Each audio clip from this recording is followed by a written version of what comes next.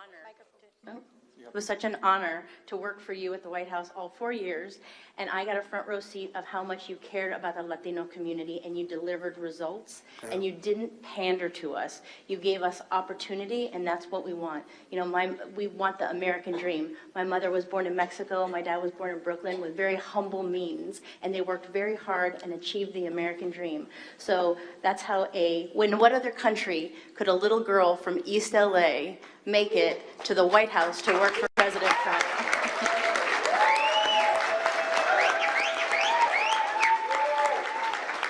And thank you.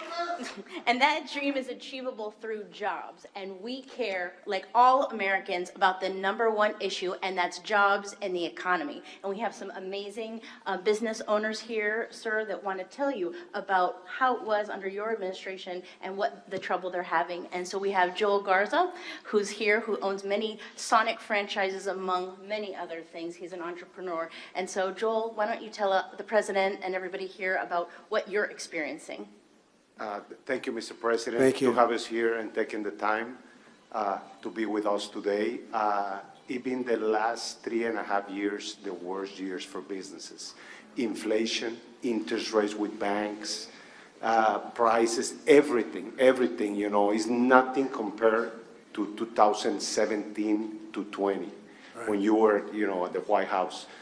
And my biggest issue is going to be, it's easy to destroy what you build, but I don't think it's enough time for you in 4 years to rebuild again what these people destroy. I live in the city of Houston. In the last 2 years, 30% increase in property taxes. And we got a great governor. Governor Abbott, he's a great guy. It's true. Great guy, but we need your help as soon as possible. We need you help us with banks to stop regulations. It's just so difficult right now to create more jobs. I think we're going to get it going very quickly, actually. I think it's a lot of time, and we have some very good foundation. We have, as an example, the tax bill that we passed. We gave you the biggest cut in taxes in the history of the country, bigger than the Reagan cuts. And all of that stuff, it's going to be very hard for them to give it up. I can't imagine politically that it would be possible. It would be a disaster for the country if that could lead to a depression, frankly, if they gave that up. But we have a great foundation to build on, and we're going to have things. So we're going to have a lot of companies coming in very fast. And I know your area does have some problems, incredibly. People don't talk about that, but they do. But most areas have problems because the policies of this administration, they don't even have a policy. They're like, they don't have a policy. There's nothing. They don't have anything. They don't know what they're doing. I mean, think of it. They want to go to all electric cars, the whole thing electric. They need $9 trillion, I read the other day, to do a charging station, Max. He owns the gasoline stuff. And to do a charging station, and they built 8 charging stations up in the Midwest someplace.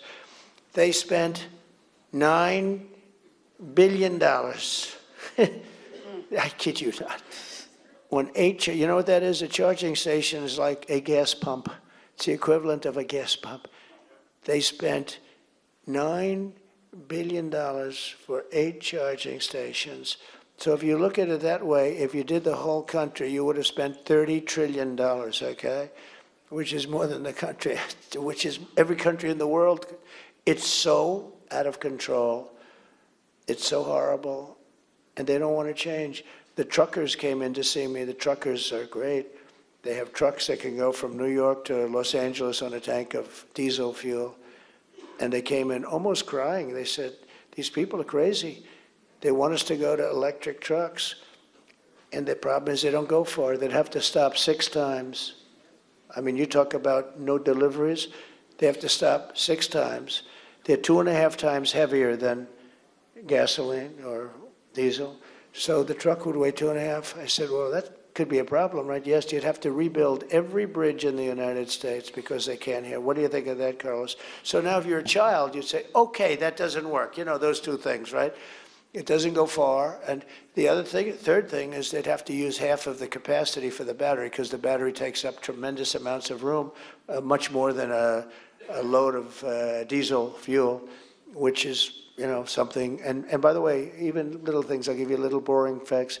As the truck goes, the fuel gets lighter, the battery stays the same weight.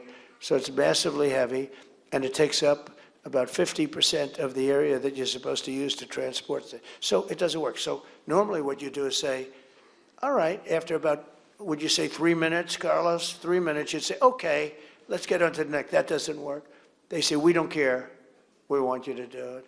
And these truckers are beside themselves. They're going to be forced to do electric trucks. They're not going to work. Maybe someday in the future, I don't know, maybe someday, but it's possible it'll never work because it's so crazy. But think of it, just the weight or the distance, they don't go far. The cost is astronomical. And these guys are going to be all put out of business. You're not going to have any truckers. And they say, we don't care. Build it. That's what we want. We want all electric trucks soon. Like, you give them such a short period of time. These are big. One gentleman had 29,000 trucks. And he said to me, I've been buying trucks for 50 years, and every damn year they got better and bigger and stronger and more efficient. Every single year, and then we build the cabs, and we build apartments on the back of those trucks. And I'll tell you, sir, I know you like luxury. You'd be proud to live in one of those trucks. See, I don't know about that. I might be, who knows? Who knows? And I think he meant it, actually. But he said, you'd be proud, in the cab they built like the place for them to sleep and stay. He said, some of those things are so beautiful. But he said, every year, for 50 years, it got better. And if we had to go to electric, we would go back more than 50. We'd go back to 60 years. It would be worse than the truck from 50 years ago. Doesn't work. So what you say is it doesn't work. But they want to force it down your throat. Look at the case of Los Angeles and California. They have brownouts and blackouts all the time, and they want to go all electric. They don't have enough electric for themselves. They want to go all electric with one of the worst governors. And by the way, she, as the Attorney General, helped destroy the state of California, and she destroyed probably, that's Harris. She destroyed probably maybe the best city in the world. I mean, San Francisco was one of the greatest cities. A friend of mine, Bob Tisch, used to say that's the best city that he's ever been. He was in many cities, the great Bob Tisch. And he said San Francisco was the best city in the United States. And now it's horrible. I own property there, and it's very costly every time I do this. But I don't care, because this is a much higher calling. I hurt the value of my property tremendously when I say this, but it's almost unlivable now with the crime and all of the things that are happening. And the only thing I would disagree with you on is that the economy is very important. I actually think that the biggest thing is the border, because the border is destroying our country. It's really destroying. I think the economy is bad. But I think and it's made really bad by the horrible inflation that was caused. The inflation is really the biggest problem. But I really believe that even the inflation, and that's a country destroyer, it's a country buster, they call it, inflation. But I really think that the biggest problem this country has is what they've allowed to happen to us on the border. Right. They've allowed our country to be destroyed. They're allowing thousands of murderers and drug dealers and terrorists and people from mental institutions. They're emptying out their jails into our country. They're emptying out their jails. And by the way, their crime rates all over the world are going down. They have many people now coming from the Congo in Africa. It's not just, you think about South America, they're emptying out their jails in the Congo.